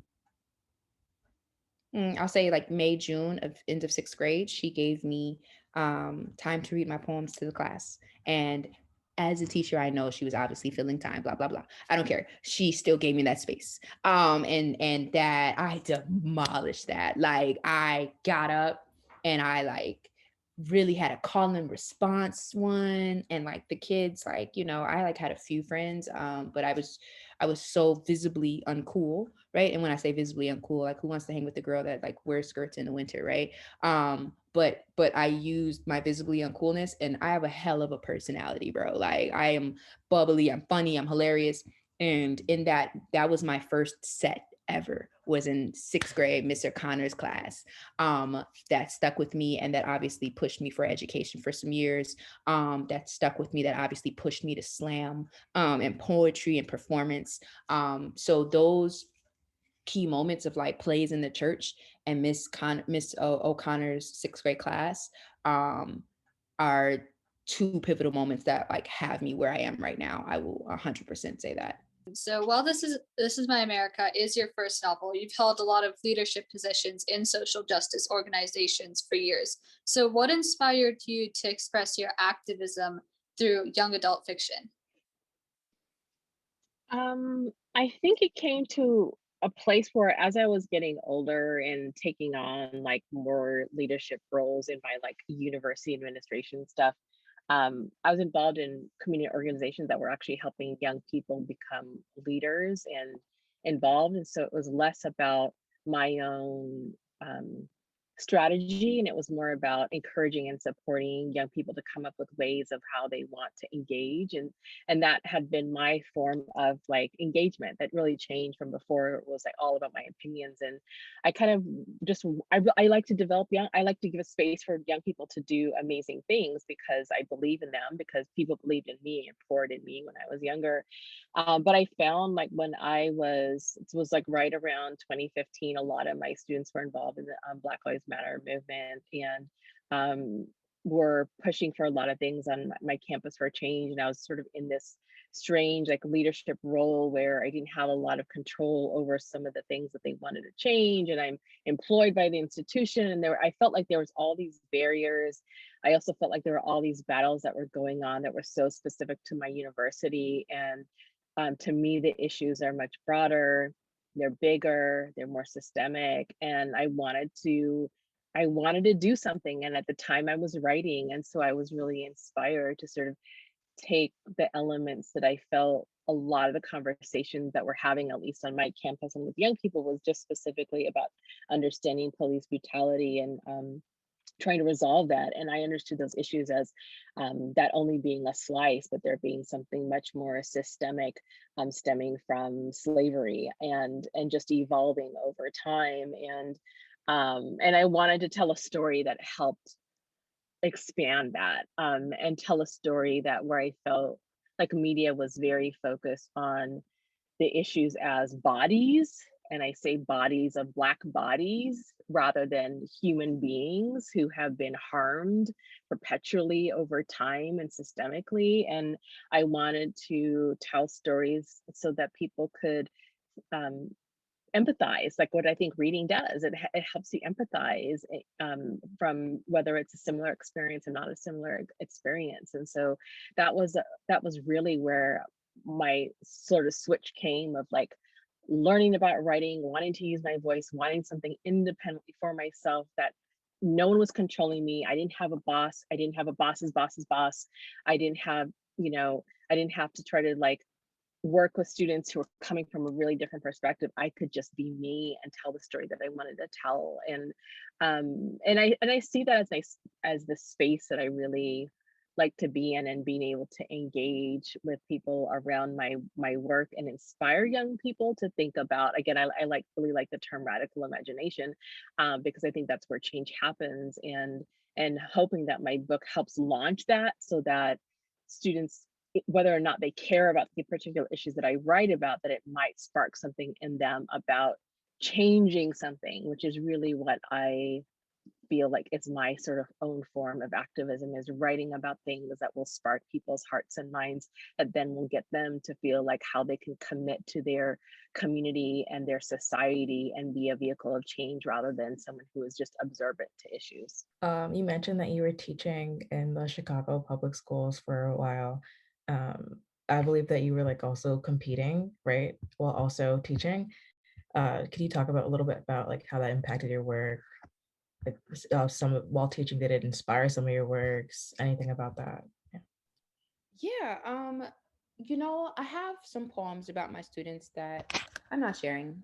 Those are for me, and they're a little personal. I did work in a rough school, so Chicago Public Schools runs by address, and a couple of the addresses for my school was a shelter. And so the second day of my teaching ever, right, I had to file a DCFS case. And so this was like a really heavily like critical, needed love type of school, right? And my kids needed love. And I didn't write about them to share. So that's why you all don't see any poems. You didn't exactly ask, and I don't think you were asking, but someone else had asked, like, when are you going to share poems about your students? I was like, well, they're human beings, right? Like they're not like, I wrote a poem here, give me all the praise about this subject. Like, no, this is a human being. So you won't see any poems about my students or anything like that. But the way my art influenced my teaching is every day for literacy, right? Because they were so young, and like a lot of them were lower level readers. There was a read aloud every day. And if there is an animal in there, I am that fucking animal. I perform.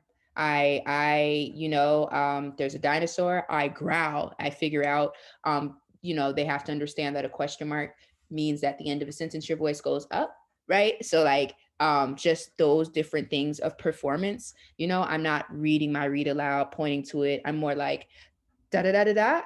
And then like, my hand goes up for the question mark. And so I found that a lot of, while my writing probably didn't lock with my teaching, my performance did, because performance is such a heavy thing when it came to teaching around different students' reading levels, right? So even with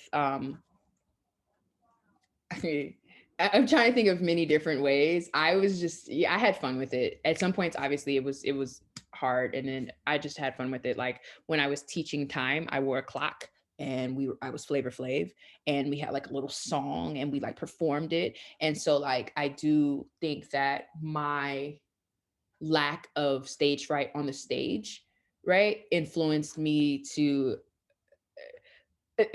wear a clock in front of 8-year-olds. So I wouldn't say it was necessarily literary how I was juggling, but as far as performance, it really helped. And then my typical day, it was really hard because like a normal teaching day would start at 7:30, but I would get off at 2:30, and then I would like grade some papers, and then at like 6:30, because I would stay at the school, I would go to a slam once a week. I would do that because it was just such a release, and it was fun, and I liked to compete, honestly. But full transparency, around my 4th or 5th year teaching, I couldn't do it anymore. I think that teaching is so important, and people need teachers that were like fully there. And I think that at some point I was very like trying to get my art projects off the ground. So in my 5th year teaching, I ended up banking my sick days, and I wrote a play in Switzerland. And the day before my play went on stage, I I'll keep it real with you. It just broke down, right? Because I'm like worried about my class. My kids are secretly emailing me to tell on each other, like, because I taught them how to do that. Like, and it was stressful because I'm in another country. I'm in another time zone pursuing another dream. And it's just not fair to them. So in the end, so my last year teaching was in 2018. And yeah, I think that it was very hard, and at the end I did realize I wasn't able to do it. I think sometimes people are kind of like, you're strong Black woman, you can do it all, but it wasn't fair to the kids. It wasn't fair to me, but it was sure a hell of a ride and really fun at a lot of moments. And I love my students. Like, I'm sorry to go on a tangent, but they just started to find me online. Some of them commented on my TikTok, "Do you remember me, Miss Jackson?" And it's a TikTok about me, like, making a joke about like armpit hair. Like, it's just, it's still, so they still reach out, and I still have affected their lives. And like, my first class that I ever taught in third grade is like sophomores in high school now. So it's just like that realization of like, I'm getting up there if they're getting up there, So the moments still connect with teaching and poetry and performance. I just had to find a balance. So I know you touched on this before with your previous response, but what made you specifically focus on injustices in the American justice system and issues dealing with mass incarceration? I think that's what was on my heart at the time, and had been. I mean, I've been a student of this work, and from ethnic studies major, took every kind of history, political science, sociology, law, anything just around African American history, all of those pieces. I think just to sort of understand where we have came from and what influences our society. I think that seeking that understanding has always been something that's been sort of drawn to me. And yeah, I just was really aware of it. Bryan Stevenson has just been, I see him as like a modern day superhero to me, and have been looking at his work for a really long time, before he sort of was really sort of well known. My husband and his twin brother, they're all, we all swap books that are like justice related. And I felt like it really, it honored the justice work that I had been doing as a young person. Like, my first protest, the first time I realized like true injustice, I was a very young person, 1991, 1992, Rodney King was like my sort of first, like, oh my goodness, even with video evidence, like, our voice doesn't even matter. Like, we don't even matter, and we have to fight this. And so seeing that, feeling that, having my son at 6 catch me and my husband watching news, CNN, and seeing Eric Garner being taken down by police, and him saying, "I can't breathe," and my 6-year-old son saying, "Oh my God, mommy, why aren't the police stopping? He says he can't breathe." It was like that particular moment that sort of like shook me, and being like, wow, as a young person, I saw this, and now my own child is seeing this, and it hasn't changed. And so I think that sort of naturally connected, that I wanted to write about things that I felt like were really important to me. And I do want to say that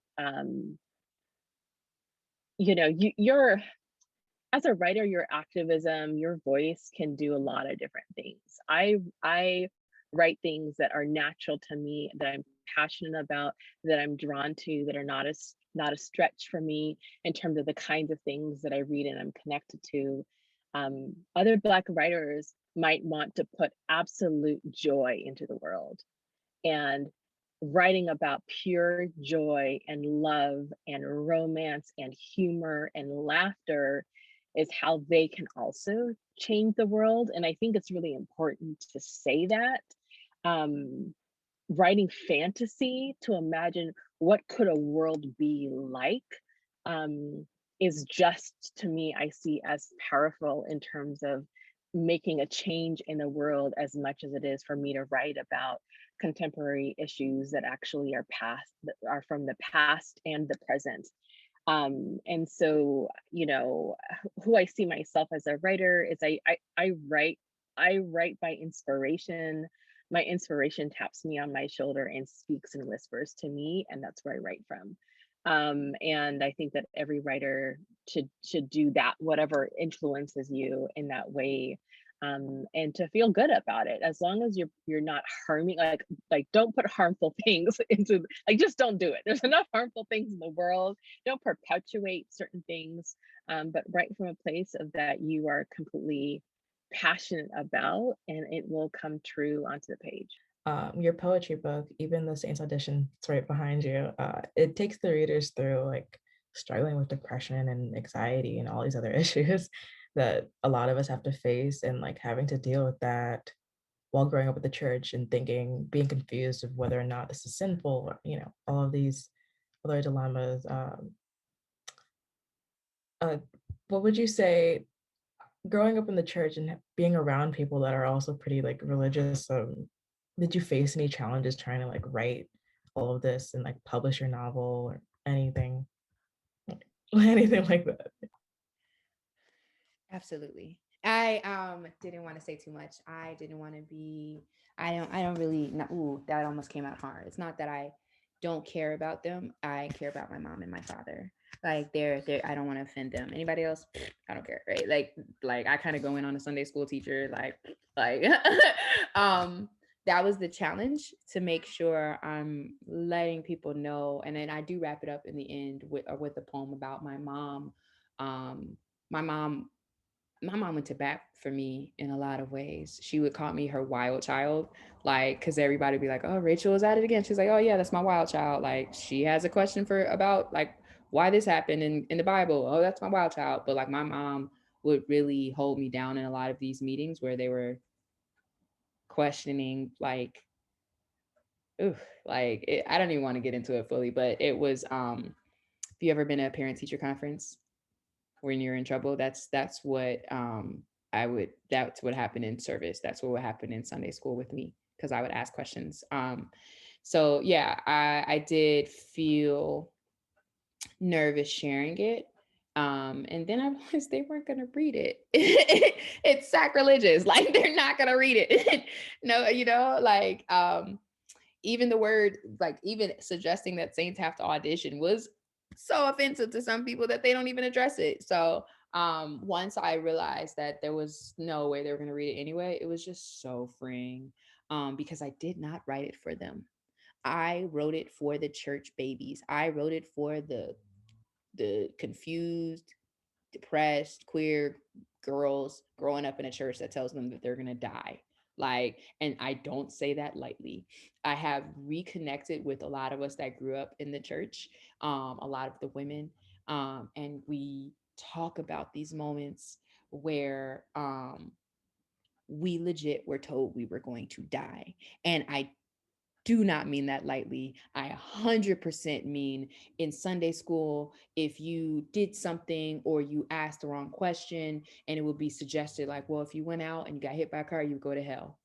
Like, this is what was taught to me, right? And so in those moments, I didn't write it for the person that's saying that to a child. I wrote it for the child absorbing that information and that has a constant hate for themselves, right? My dog is gonna bark right now, but I'm not gonna look at him. But can you hear him crying? Okay, cool. So yeah, I of course was nervous, and then I just realized it was not for them. It was and I wrote it in, I don't know if you all heard that. I wrote it in my for what is it, where I was like, for all the church babies, like, just in case you're gonna get confused. And one thing I will say is that it got destroyed on Goodreads. Like, white Christians were pissed, because when you were talking about publishing, my publisher marketed it as a religious book. It is not.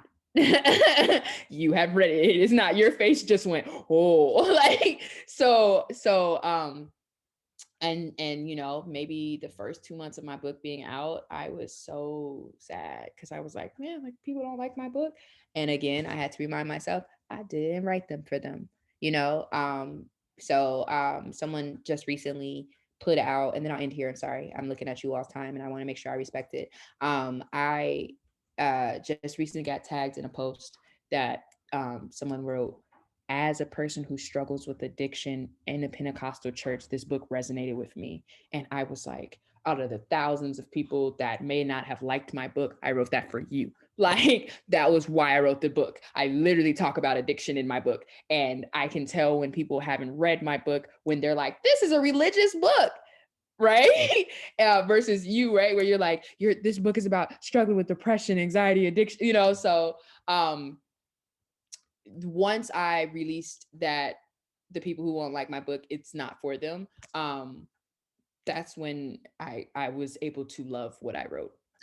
So what was your experience like publishing your debut novel during the height of, you know, like one of the biggest rallying movements last summer? I'll jump to a comment that Raych said about your book not being for everyone. I really try not to look at Goodreads, but like my memory isn't good. So even if someone says something harmful, like I think my just like psyche won't even take it. It'll be like, I don't remember what they said. But there was this one person who was really critical of my book because they said I'm a famous activist, which I'm not. Like like it's like it's a term, like you try to find terms to describe yourself. I'm not famous in any way. I live in a small town, like please, like that's not who I am. And then I clearly wrote it after George Floyd.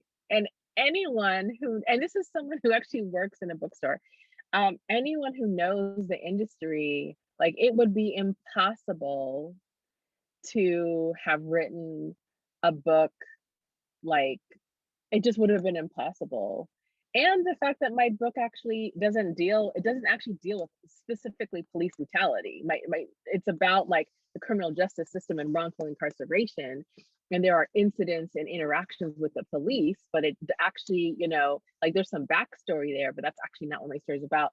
And it really did help me think about like, I'm actually trying to reach a different kind of person. I want the representation so people see themselves in the book, and the people who are willing enough to pick up a book like mine and embrace the experience and not be like, no, that doesn't happen. No, that doesn't, you know, like those people who are going to read it. Thank you for buying my book. I appreciate that you spent some money on me, but that book is not for you anyways. So, and so, you know, so I just wanted to sort of add that piece that it's hard because you want you want everyone to love your stuff, like part of you does, but the reality is like there's a reason why you write the stuff that you do that doesn't reach everyone. And a good reminder, I think, for like writers who are like struggling with that is going to your favorite 5 books. Go on Goodreads and look at the 1 stars on your favorite books that you absolutely love, and that will remind you that not everyone's going to love your book. And so, okay, I'm trying to think, what was your question? Oh yeah, releasing my book. Sorry, I had to like, what was the question again? It was hard. It was really hard for a lot of different things. One, it's a debut book. I worked so hard to get an agent, to then eventually sell my book, to being like, my book is going to be released in the summer and I'm going to have a tour and I'm going to have all these things. And I never imagined that I would ever have any of this. And then the pandemic hit, and then I'm like, what do I do? What, you know, like I don't get to go to school, they don't get to go to libraries, they don't get to go to bookstores, I don't get to do any of that.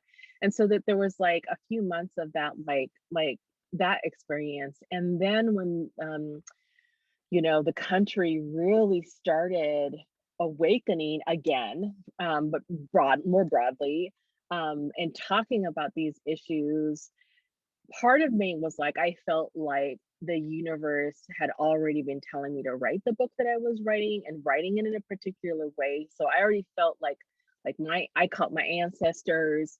you know, I was open to those influences to tell my story, and that part of that, like, so that's why so many of my elements I feel resonate with people in certain ways.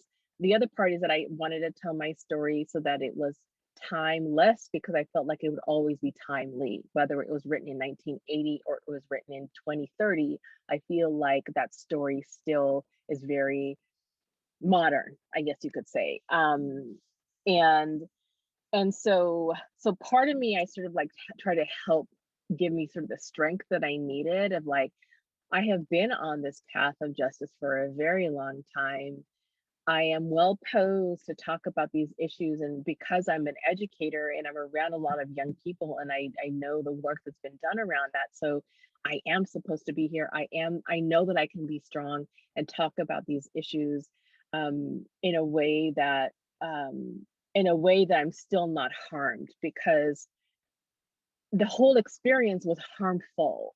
You know, because it's painful. It's painful, one, to see it. It's painful to see the arguments that happen oftentimes in media or in your communities about the value of someone's life. We're seeing it now with George Floyd's trial, that I just typically I actually am someone who can watch that kind of stuff. I'm someone who can engage. You know, I can do that, but right now I can't do that. You know, it's one of like sort of the few rare times that I'm just like, I can't deal with that trial right now, because I already know the language. I already know what that pain feels like. I do believe in bearing witness. I have bared a lot. I've bared witness a lot in my writing and my work and my life, but right now I feel like I just can't do that. And so, you know, it was hard because I also like have my book and I want to promote my book, but I don't want to promote my book when people are like, oh, I want to learn about race and da da da. It's like, here's my book. Like, I don't want to have a part of that. And so I think that was a really hard balance for me in how to work with my publisher, because, you know, all the publishers, they want to list all their Black books and have their lists and do all the things that they should have been doing a long time ago. And so it's like, I want to sort of help the industry and push and support, but it was really conflicting at times. But I had to trust why I wrote what I wrote, that there was a reason that I wrote. There's a reason that there's so many things, even looking at the insurrection and other kinds of things. Like 5 years ago, when I started writing my book, I could see the writing on the wall. A lot of people who experience this could see the writing on the wall of like, we know how this goes, and we know how this goes if things are unchecked. And I mean, the things have never been checked, but like in terms of like how wild things can sort of like get. And so I'm rambling, so I'm going to stop talking. Just what do you think both of your works can influence in people? Okay. So in the chat next to me, I have a quote from Kim, and I'm sorry, that's literally him throwing a tantrum. So he made it this far. We're at the home stretch, buddy. Where you say you can't let them influence your work. Really quickly, I want to influence the people of color that are in white spaces. I had to fight for this cover, and I don't say this often, but I had to fight for this cover, meaning that in the publishing world, they suggest you covers when you write something. I didn't like anything they sent me. Why would I have a white person on my cover? Why would I have an upside down cross on my cover? Like, whoa, like we're doing a lot. And I found the artist. I didn't really come up with the concept, or I came up with an idea and I collaborated with the artist.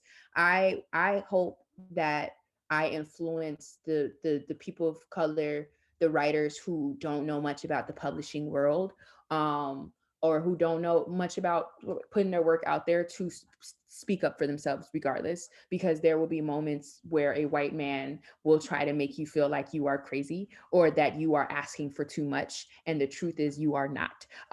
The truth is that they need you. I hope that I literally influence someone to put more humor into their work, because sometimes life be fucking funny. And I apologize for cursing. Oh my gosh, life is hilarious. And I truly think that if I could just influence more people to use their voice and find a little bit more humor in things, then I've done my job. I know I went over time, but I really wanted to point out that cover situation. I'm sure that like, I hope that Kim didn't have the same situation as me, but the outcome was still the same of like, I love my cover. I'm sure Kim loves her cover. And I know that you all are all authors. We didn't talk about it much, but your cover is so important. Do not let anyone sway you on your cover at all, because that's literally what sells your book. That's literally what people see, and that's what gets shared. When your book comes out, someone will share your book, and you're going to see a cover that you either love or hate. So you need to love it. That's like one piece of advice I wish I said earlier. But yes, that's who I hope I influence. I loved. Thank you all so much for having me. I'm going to mute myself now. I'm just going to talk about covers really quickly. I was really fortunate that they were so supportive. And we went through different iterations of the cover, and I was able to have a Black, actually, he did, what I always like to show is he did this image of James Baldwin, and so my cover was the first cover that he ever did, and he now has done the cover of Ta-Nehisi Coates' The Beautiful Struggle, the young adult adapted version. And the cover is really important, and for a very, very long time, I would say, like just within the past, maybe like couple, not even like decade, couple of years, covers with folks of color, BIPOC folks are finally like okay to be on the cover. And for Black books, for the young adult space, 2020 I think was just the year of the like Black girls on the cover, like in all kinds of ways. There's so many. I mean, I can just pull out this list right here just to show you all. That representation across communities is so important to be there. And now I totally like forgot influences. Okay, sorry. I should always go with the other thing last so that I can make sure I answer the question. But when I talk about writing, I really do like to talk about how late I started, because I think that seeing that, like me reading a Black author tells me, wow, I can be that. Just like seeing it in like Kamala Harris, like seeing Barack Obama, seeing that it can happen makes it possible for you too. And I think so many communities of color don't get inspired, or they didn't have teachers like Raych, who was going all in, to really help you and see something beautiful in you so that you can believe those beautiful things and become the person that you're supposed to be. And so in terms of influences, I always like to talk. I don't like to talk about my age. Like, I don't like people know my age, but I know that it's important for people to know that wherever you're at, that you can actually like learn something new. And I think as a young person that can be really inspiring, that wow, if that person did it at that age, like I can do it now. Like what, like let me do it now. And I break genres in my book. I didn't sort of like fit particular sort of like slots that they generally like to see in YA. It was really important to me that there were adults in my story, because to not have a strong relationship of adults in my book would not be authentic to, I think, a lot of the Black experience of like your community is around you. And I think that is very common with communities of color. Like you have a community that is there, and in young adult space, they often like adults to be sort of absent in the story. And so I think, and I broke, like I focus on social justice, and I like totally made it a double murder mystery. And like figuring out how to like box it in certain cases, I broke that in what's sort of like typical to see. And so, I think if I was to say influence is be inspired by the things that you're passionate about, and create something new and create your own space. You don't have to fit the Barnes and Noble section of the bookstore to tell your story. That's just sort of the industry telling you, like, we know that this is what sells. And you know, there's lots of things that I could say, but I would say like those are probably the top few things.